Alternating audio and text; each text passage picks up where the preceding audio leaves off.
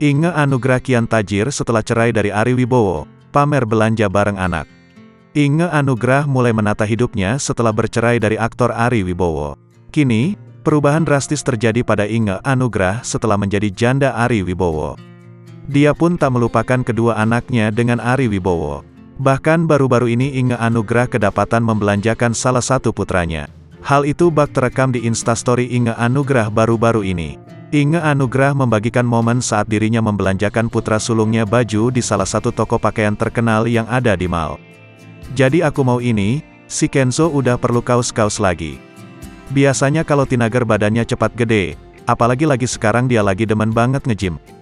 Jadi cepat banget gede badannya, kata Inge Anugrah seperti dikutip dari akun Instagram pribadinya Rabu, tanggal 28 Juni tahun 2023. Momen Inge Anugrah membelikan pakaian untuk anaknya ini pun menjadi sorotan dari warganet.